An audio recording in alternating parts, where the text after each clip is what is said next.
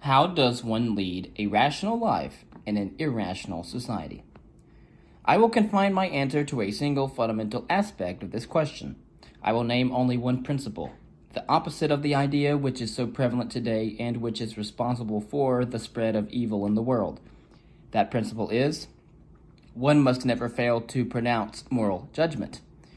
Nothing can corrupt and disintegrate a culture or man's character as thoroughly as does the precept of moral agnosticism, the idea that one must never pass moral judgment on others, that one must be morally tolerant of anything, that the good consists of never distinguishing good from evil. It is obviously that who profits and that who loses by such a precept. It is not justice or equal treatment that you grant to men when you abstain equally from praising men's virtues and from condemning men's vices. When your impartial attitude declares, in effect, that neither the good nor the evil may expect anything from you, whom do you betray and whom do you encourage? But to pronounce moral judgment is an enormous responsibility. To be a judge, one must possess an unimpeachable character. One need not be omniscient or infallible, and it is not an issue of errors of knowledge.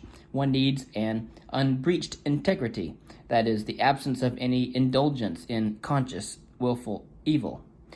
Just as a judge in a court of law may err when the evidence is inconclusive, but may not evade the evidence available, nor accept bribes, nor allow any personal feeling, emotion, desire, or fear to obstruct his or her mind and its judgment of the facts of reality. So every rational person must maintain an equally strict and solemn integrity in the courtroom within his or her own mind, where the responsibility is more awesome than in the public tribunal, because he or she, the judge, is the only one to know when he has been impeached. There is, however, a court of appeal from one's judgments, objective reality. A judge puts himself or herself on trial every time that they pronounce a verdict. It is only in today's reign of moral cynicism, subjectivism, and hooliganism that men may imagine themselves free to utter any sort of irrational judgment and to suffer no consequences for the matter. But, in fact, a man is to be judged by the judgments he pronounces. The things which he condemns or extols exist in the objective reality and are open to the independent appraisal of others. It is his own moral character and standards that he reveals when he blames or praises.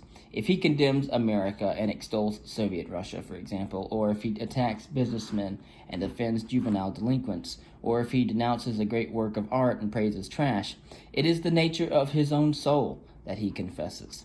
It is their fear of this responsibility that prompts most people to adopt an attitude of indiscriminate moral morality.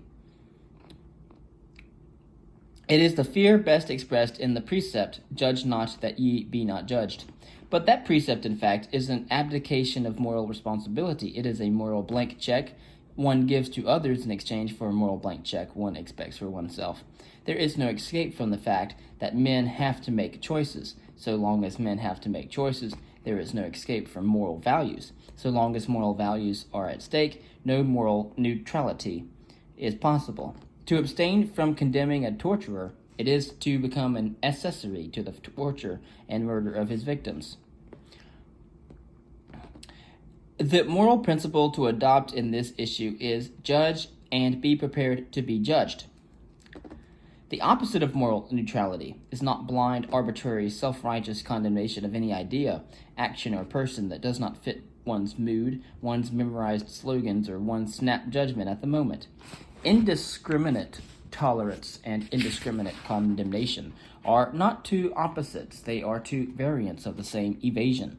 To declare that everybody is white, or everybody is black, or everybody is neither white or black, but gray, is not a moral judgment, but an escape from the responsibility of moral judgment.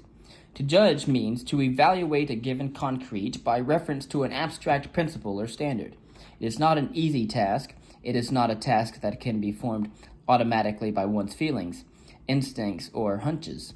It is a task that requires the most precise, the most exacting, the most ruthlessly objective and rational process of thought.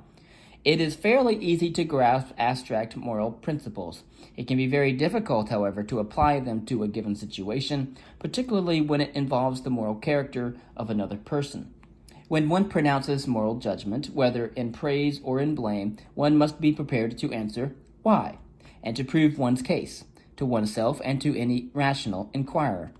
The policy of always pronouncing moral judgment does not mean that one must regard oneself as a missionary charged with the responsibility of saving everyone's soul, nor that one must give unsolicited moral appraisals to all those one meets.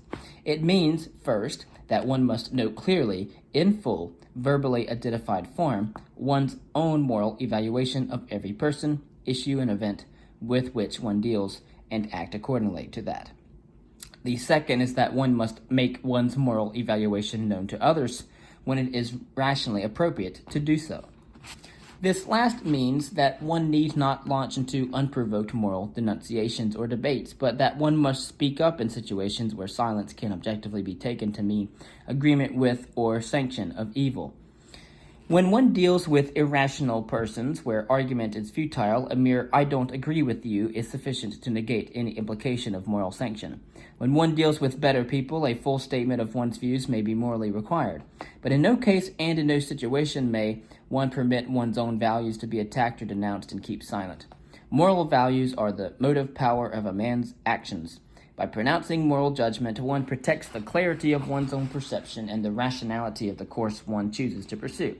It makes a difference whether one thinks that one is dealing with human errors of knowledge or with human evil.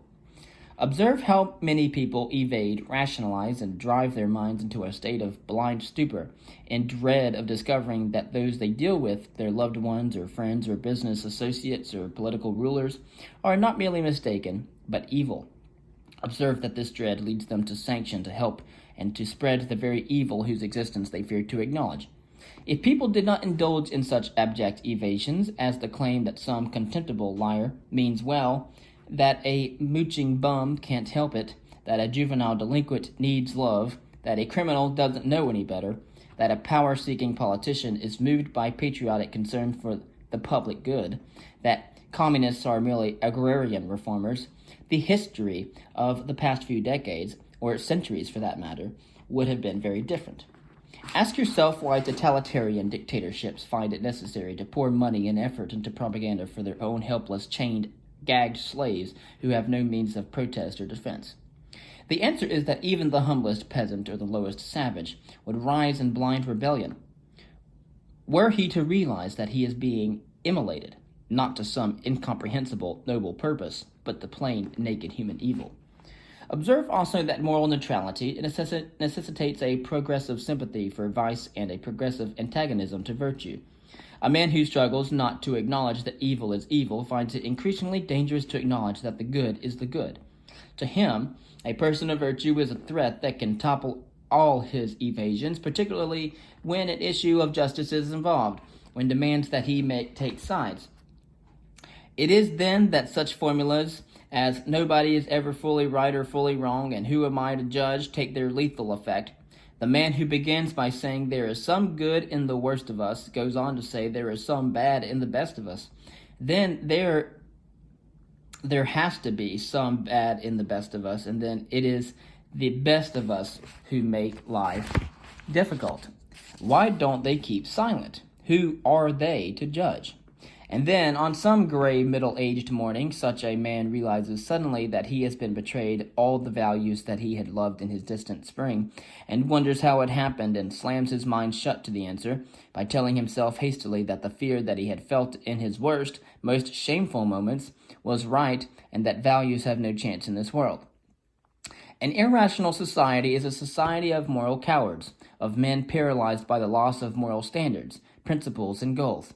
But since men have to act so long as they live, such a society is ready to be taken over by anyone willing to set its direction. The initiative can come from one and only two types of men, either from the man who is willing to assume the responsibility of asserting rational values, or from the thug who is not troubled by questions of responsibility. No matter how hard the struggle, there is only one choice that a rational man can make in the face of such an alternative.